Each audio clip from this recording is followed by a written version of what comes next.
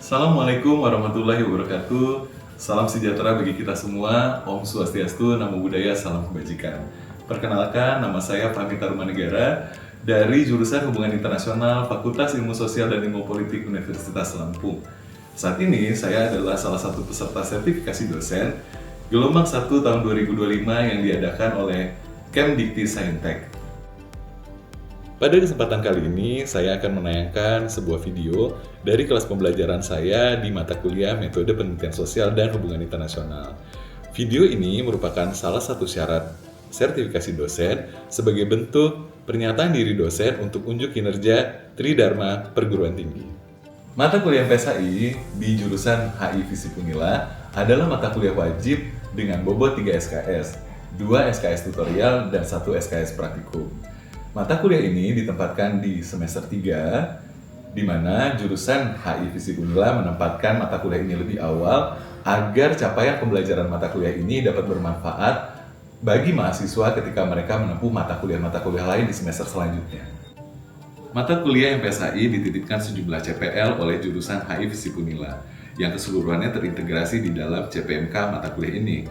Setidaknya ada 6 CPMK yang butuh dicapai oleh mahasiswa. Yang pertama, mahasiswa butuh mampu memiliki dan menginternalisasi nilai dan norma etika akademik, menjunjung tinggi nilai kemanusiaan, serta berperan sebagai warga negara yang bangga dan cinta tanah air. Yang kedua, mahasiswa mampu menguasai berbagai tahapan, prosedur, metode dalam penelitian sosial dan hubungan internasional. Yang ketiga, mahasiswa mampu menganalisis permasalahan internasional baik di tingkat lokal, domestik, maupun global. Yang keempat, mahasiswa mampu mengidentifikasi kepentingan nasional Indonesia serta dinamika kebijakan luar negeri. Yang kelima, mahasiswa mampu mengkaji implikasi pengembangan atau implementasi ilmu pengetahuan berdasarkan kaidah, tata cara, dan etika ilmiah. Dan yang terakhir, mahasiswa mampu mengambil keputusan secara tepat dalam konteks penyelesaian masalah di bidang keahliannya. CPMK tersebut kemudian diturunkan ke dalam sub CPMK yang merepresentasikan materi perkuliahan dari MPSHI. Terdapat banyak topik yang akan dibahas dalam perkuliahan ini, diantaranya adalah perumusan masalah penelitian, fungsi dan peran penelitian, penetapan tujuan, pertanyaan, manfaat penelitian, literatur review, penetapan model dan kerangka berpikir, kemudian ada metode pengumpulan data, metode kelola data, dan metode analisis data baik secara kuantitatif maupun kualitatif, dan terakhir adalah interpretasi, penarikan kesimpulan, serta pembuatan rekomendasi. Kelas MPSHI melibatkan berbagai metode, diantaranya simulasi, case study, project based, collaborative learning, dan small group discussion. Metode tersebut dipilih agar tercipta interaksi yang maksimal antara dosen dan mahasiswa. Guna meningkatkan kualitas pembelajaran, maka mahasiswa diharapkan telah mengakses bahan pembelajaran sebelum kelas perkuliahan dimulai dari LSM yang disediakan oleh Universitas Lampung, yaitu viklas.unila.ac.id. Dengan telah mengakses materi pembelajaran pada Viklas, maka kelas tatap muka yang digelar akan lebih banyak berfungsi untuk mendiskusikan berbagai permasalahan yang dihadapi oleh mahasiswa, terciptanya suasana untuk berdiskusi dan menciptakan hal-hal baru, serta menemukan solusi dari berbagai hal yang ada, baik yang dirasakan oleh mahasiswa maupun untuk memecahkan masalah yang ada di masyarakat agar lebih berdampak. Di perkuliahan MPSHI, kami menetapkan 20% bobot untuk ujian tengah semester, 20% bobot untuk ujian akhir semester, dan 60% total untuk bobot penugasan. Penugasan dibagi ke dalam 10 komponen tugas yang terdiri dari kuis, tugas terstruktur, tugas mandiri, baik bentuk case study, project, dan lainnya. Instrumen dan rubrik dalam perkuliahan MPSHI juga telah disesuaikan dengan CPMK mata kuliah. Demikian perkenalan singkat dari saya. Berikut adalah video pembelajaran di kelas Metode Penelitian Sosial dan Hubungan Internasional. Selamat menyaksikan. Pagi adik-adik. Pagi. Kita mulai ya. Oke. Assalamualaikum warahmatullahi wabarakatuh. Nah, adik-adik, selamat datang dan selamat bertemu di pertemuan 13 di kelas Metode Penelitian Sosial dan Hubungan Internasional hari ini. Kalian kemarin habis UTS dan kita akan lanjut ke babak materi baru. Nah, sebelum kita mulai, teman-teman silakan berdoa kepada masing-masing.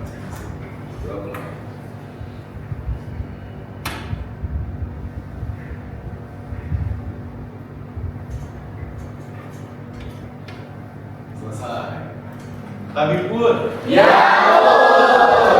Ya, selamat siang. Udah makan belum? Udah makan tapi belum lemes lagi kan? Teman-teman, hari ini Mas Gara nggak akan berlama-lama karena materi kita ini padat banget. Di waktu yang cuma 2,5 jam kita harus padetin beragam alat analisis kuantitatif. Jadi sambil kita jalan, teman-teman sambil dapat informasi. Kalau tiba-tiba kalian mau bertanya, silakan tanya. Dipotong juga boleh. Kita pokoknya running terus. Hari ini sebetulnya adalah babak yang lebih teknis. Jadi kalau kemarin sebelum kalian masuk ke minggu 13, dari minggu pertama sampai minggu ke-7, dari 7 dulu nih. Jadi waktu sebelum kalian UTS, kita banyak diskusi tentang masalah konsep dan teori. Iya. Kan? Jadi waktu di pertemuan tersebut kita belajar tentang prosedur, kemudian prinsip-prinsip pendekatan, apa sih bedanya kuanti secara prinsip. Nah, setelah kalian UTS, minggu lalu kalian ketemu dengan Bahan Fisik dan Banisa. Kalian belajar tentang kelola data. Minggu sebelumnya lagi kalian bertemu dengan Bahan Fisik juga, belajar tentang pengumpulan data. Nah, hari ini sama teknisnya juga. Jadi hari ini kita belajar tentang analisis data. Dan analisis datanya spesifik ke analisis data kualitatif. Sedikit dulu dong recall, apa sih bedanya?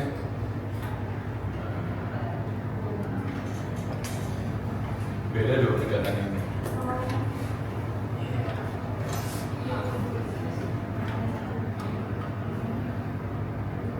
Mas, Ya. Kalau misalkan dari data garis besarnya yang aku tangkap, kalau misalkan kita ngomong dari sebuah penelitian, kalau kuantitatif itu cenderung harus berfokus pada teorinya. Jadi kualitatif itu berfokus pada teorinya aja, jadi nggak muter-muter lagi gitu. Dan kalau kualitatif itu bisa aja, misalkan kita di tengah jalan nih, nemu suatu penemuan yang baru, kita bakal mulai lagi dari awal. Itu kayak menjabarkan sesuatu yang baru tersebut, Mas. Jadi kalau bisa di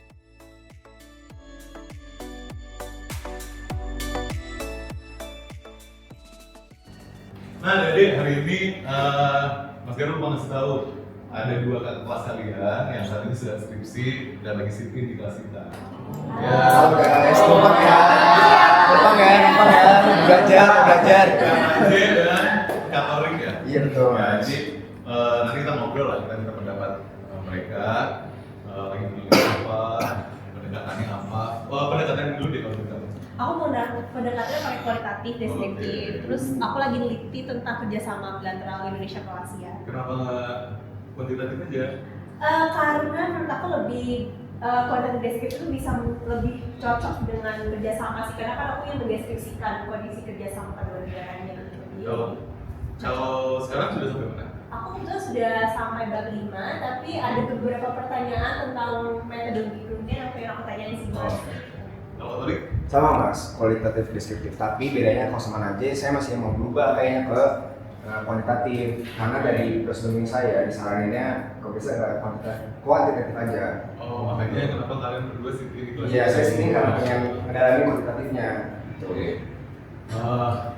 Semoga apa yang kalian temui di materi selanjutnya dapat membantu ya. Amin. Nah, semoga dari juga kita memang masih lama nih. Iya, karena ini semester 3 itu mungkin kalian akan mulai skripsi itu outline-nya semester 5 kalau nggak salah. Ya, tapi mulai dari sekarang boleh lah. Karena kelas ini sedikit cerita. Kenapa di Unila kita majuin metode penelitian sosial dan KII ke depan? Agar kalian bisa gunain apa yang kalian dapat di semua perkuliahan. Jadi kelas ini bukan cuma kelas persiapan skripsi ada deh, tapi kelas buat kita. Kan semua kelas itu kita pasti akan melakukan yang namanya riset. Ya, mau kalian project, magang, ataupun betul. Dan kita nggak akan bisa lepas dari yang namanya data dan informasi. Lanjut ya. Lanjut Mas. Materi hari ini kan tadi udah dijelasin ya, nggak banyak sebenarnya. Materinya itu hanya berpusat di ragam, tidak beragam cara ragam tools tools untuk menganalisis data. menganalisis data. Melalui metode kuantitatif. Jadi hampir semua materi yang kalian akan Tadi kan di awal Mas bilang bahwa ini udah dikumpulkan alat analisis kuantinya berdasarkan apa yang sekiranya cocok dan umum digunakan di lingkup studi HI. Oke. Dari sekian banyak alat kuanti, pasti kan banyak dong. Betul. Gimana sih cara tahu bahwa oh ini cocok untuk HI, ini nggak cocok? Nah, ini dia. Jadi memang hari ini teman-teman akan dapat paparan tentang ini semua. Ada tujuannya, ada contohnya. Nanti di yang slide berikutnya contohnya akan lebih detail dan ada parameternya. Jadi rekan-rekan saya coba lihat. Saya punya pertanyaan penelitian apa sih? Gitu. Saya lagi mau nyari tahu apa sih? Saya mau mencari apa? Dan kalau memang yang cocok bagi kalian adalah salah satu alat analisis tertentu, maka alat analisis itu yang paling patut digunakan oleh IDS. Nah sama kayak ini ya, bahwa analisis deskriptif ini tujuan utamanya hanya ingin menggambarkan pola. Nah, jadi misalnya teman-teman ingin gambarin nih pola negara-negara ASEAN ini sebenarnya sekarang lagi seperti apa sih? Gitu. Nah kita di HI kan kadang-kadang tahu ya ada suatu kondisi, suatu kawasan. Apa lanjut ya? Iya. Nah, yang berikutnya adalah analisis beda rata. Mas Gara bikin coding ya. Dua metode analisis ini diberi warna yang sama, itu warna merah, karena dua-duanya ada di zona yang serupa. Kalau melihat tebak-tebakannya kayak analisis beda rata, kalian pasti kan di SMA pernah belajar rata ya. Kayak seakan-akan cuma membandingkan rata-rata gitu. Nah, padahal bukan. Jadi analisis ini secara umum adalah analisis yang digunakan untuk mengidentify perbedaan dua kondisi.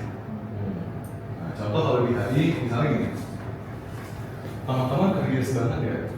Jadi, sebelumnya, Mas Gara mau nanya dulu deh. Minat kalian apa sih di HI? Foreign policy, Mas. Foreign policy, kalian lain? Strategic studies. Strategic studies, kerjasama, Budaya internasional. negara-negara dalam perjanjian internasional. Coba bayangin sebentar ya, kepatuhan negara-negara dalam berkomitmen. Abstrak ya? Iya.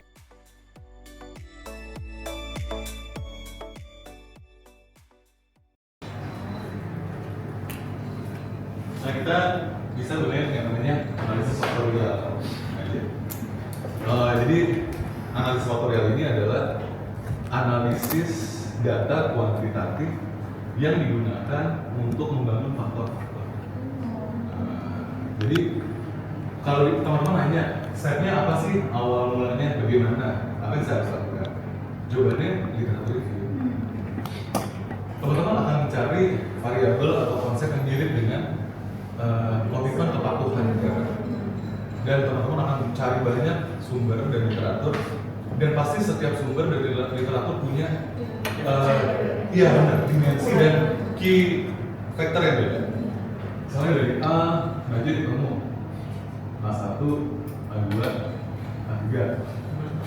Dari artikel berikutnya ketemu C1, B2, B3. Dari C ketemu C1, B2, C3, C4 dan seterusnya. Nah dari ini kemudian kamu uji faktorial. Jangan-jangan setelah uji faktorial dimensinya ternyata nggak segrup seperti ini. Jadi bisa jadi satu grup nih. Nanti kalian namain dimensinya apa? Jadi segrup nih. Entah juga namanya. Tapi kita berarti namain faktornya sendiri atau gimana? Betul. Di uji faktorial teman-teman nanti yang akan memberi nama faktor. Literatur itunya sekian. Oh ya.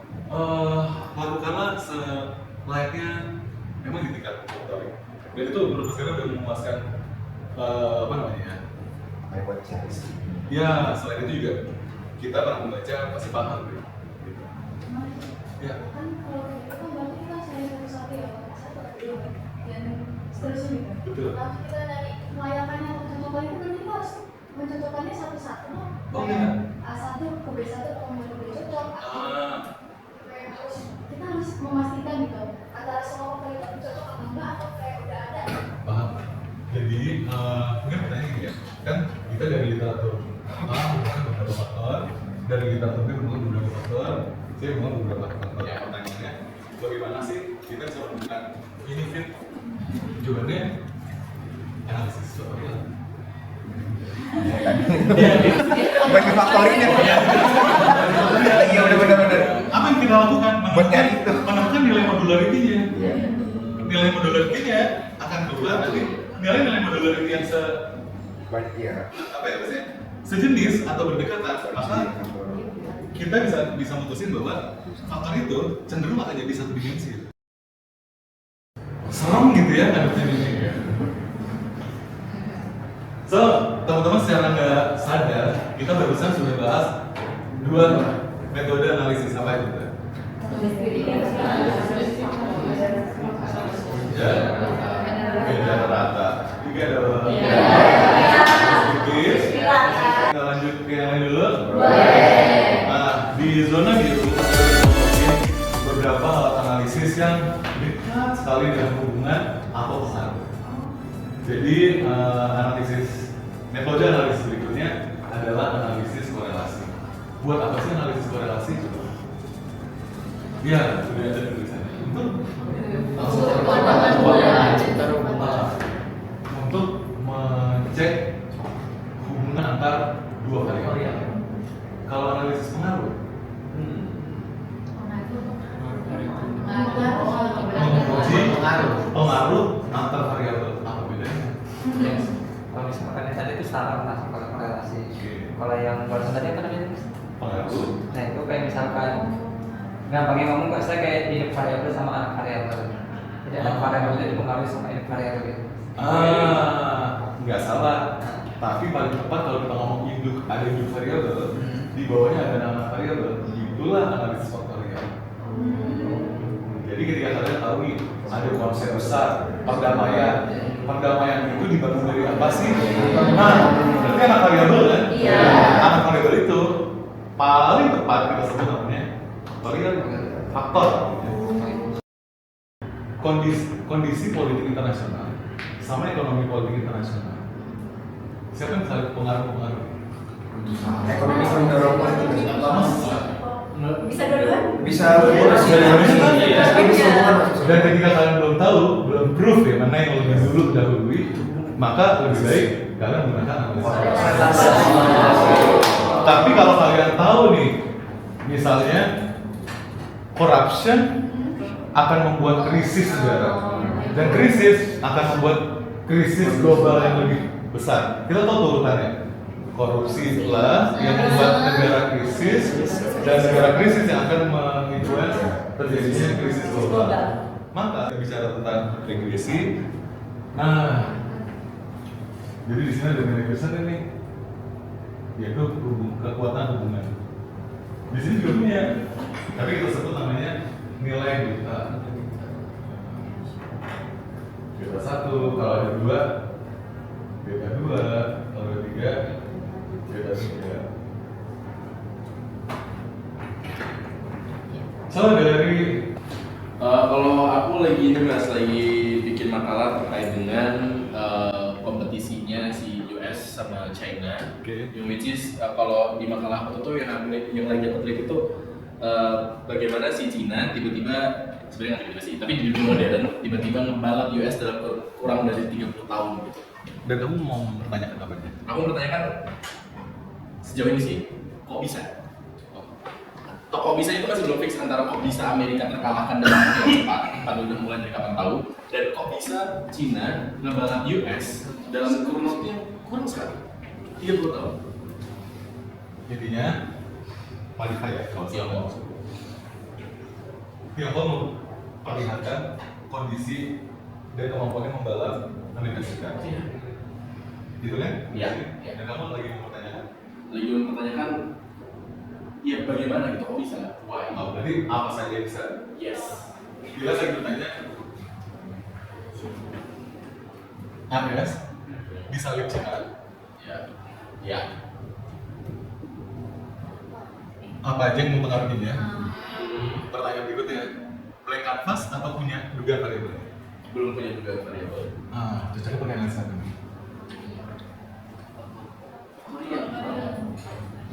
Betul. Kamu coba dulu. Berarti ulang ya. Cari literatur review dulu. Lakukan pengumpulan banyak hal.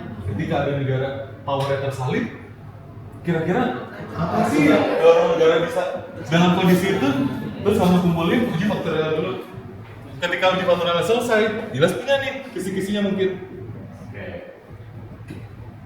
Mau karena pertanyaannya cuma apa yang menjadi penyebab? Berarti berhenti sih. Sebenarnya di sini udah boleh berhenti kan? Oke. Karena kan udah tahu mana nih ada faktor kira-kira. Tapi soal Inggris kan kurang. haus akan jawaban ya. Dan ya silakan aja lanjutin. Di antara 4 yang baru saya temuin, mana yang pengaruh terbesar? Lanjut lagi aja. Akhirnya ditemuin deh. Ini mungkin 0,6, 0,3, 0,7, 0,9. Maka berarti kita bisa simpulin faktor inilah yang paling besar. Betul. Di AI bahkan kita punya konsep power yang abstrak gitu. Stability, peace. Apa ini deh? Konsep-konsep di AI ini banyak yang sebenarnya betul sulit untuk Indonesia, tapi kita ketemu cara bisa berbuat. Nah bedanya kalau akhirnya kita ketemu caranya, dua-duanya sebenarnya dipengaruh. Jadi kalau di copy paste sama segala sama nih. Kalau ini ngomong tentang balapannya Tiongkok AS, ya sama juga berarti. Cuman yang beda nih ujungnya. Kalau analisis regresi linear, maka variabel ini disebut variabel apa? Dependent. Variabel dependent ya adalah skala yang continuous. Ingat ya dulu kita belajar ada nominal, ordinal, interval dan rasio. Maka ini tuh antara interval dan rasio.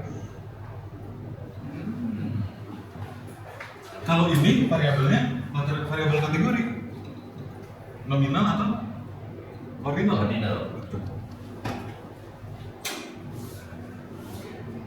Mulai agak sulit? Ya. Jadi gini, variabel apa namanya? Continuous adalah variabel yang sifat ukuran. Bahasa matematikanya angkanya beracun. Nah, jadi misalnya teman-teman tadi ngecek, oh GDP-nya mas. Jadi pembangunan negara, pembangunan SDM, kemudian pembangunan industri di suatu negara akan menaikkan GDP. Nah, kata menaikkan GDP ini kan GDP itu angka ya? Angka yang terus kan? Bisa jadi naik $1.000, $2 juta, $2 miliar, kan nggak berhenti itu. Sedangkan kalau kategori cuma gini, dia masuk ke golongan negara maju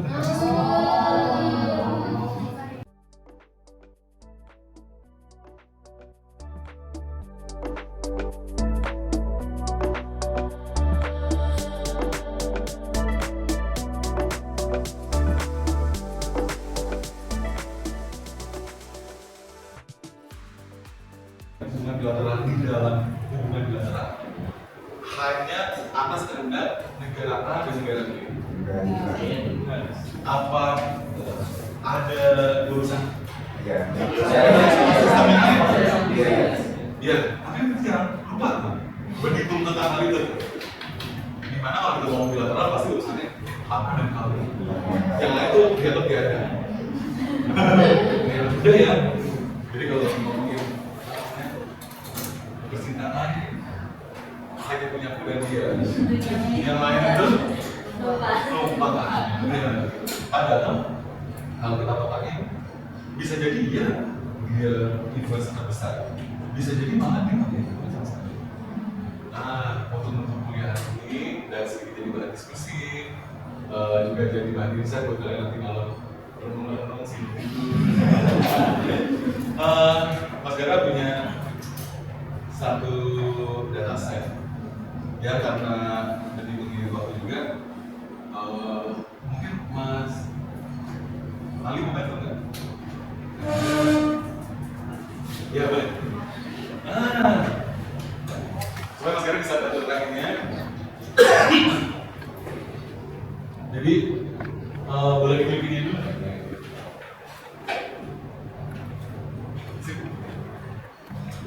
Ada yang bisa lupa nggak ini data apa? Nggak boleh ini mas. Nggak sebenarnya data yang sama sih. Hal yang sama yaitu data set perdagangan kopi dunia. Betul. Jadi ini penelitian baik dari sebelum 5 tahun lalu ya. Jadi kami coba kumpulin data mengenai perdagangan kopi global, tapi kopinya yang tadi kalau kita visualisasikan jadinya gambar yang sebenarnya bisa kalian olah statistiknya dari sini. Terus kalian bisa olah perintah atas gambarnya, disebut namanya algoritma ada di sini. Sedikit kalau mau bikin lebih indah gambarnya bisa dari sini. Tapi tanpa bisa ulang, tanpa diopain, teman-teman bisa lihat pola umum. Jadi dikali ya, ada 2 dataset yang mau masih dihadirkan, yaitu dataset perdagangan kopi internasional di tahun 2009 kalau nggak salah. Data ini dan berikutnya yang mau spesifik data 2020. Jadi dalam rentang 20 tahun. Boleh balik lagi? Taman dulu kita kasih tarik 70%. Karena ini kelas metode penelitian sosial dan HI. Netral aja coba mas. Tapi ini kelihatan banget ya.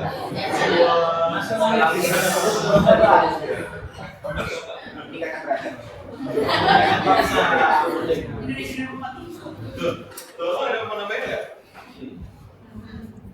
Gak ada? Kalau nggak ada, Mas Gira akan segera akhiri kelas ini. Ini kita tugaskan ya. Jadi minggu depan, Mas Gira titip pesan untuk kalian masuk kelas spesifik di metode penelitian kualitatif. Jawaban formatif yang kalian bahas atas gambar ini mohon dibahas di kelas ini. Mas Gira titipin soal tapi yang seminggu untuk berpikir, coba di scroll. Zoom, lihat kalau aku jadi presiden Indonesia, apa yang menjelang kopinya? Oke, siap? Siap. Begitu aja adik-adik semua, selamat mempersiapkan diri untuk jelang puasnya. Mas Gara berharap setelah semester ini berbagai hal yang kalian pelajari, khususnya hari ini ya, mulai coba dimainin, dipakai, dipraktekin di semua kelas kalau bisa. Jadi nggak akan lupa. Kakak-kakak semoga segera lulus. Amin. Terima kasih udah datang.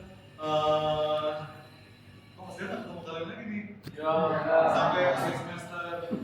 Jadi saya sekaligus mohon maaf ya kalau ada salah di semester ini. Sampai jumpa di perkuliahan lainnya di semester depan. Wassalamualaikum warahmatullahi wabarakatuh.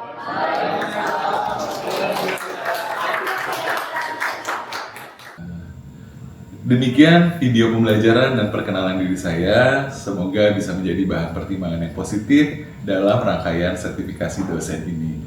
Kepada Bapak Ibu penilai yang terhormat dan rekan sejawat di Indonesia, terima kasih atas perhatiannya. Sampai jumpa. Wassalamualaikum warahmatullahi wabarakatuh.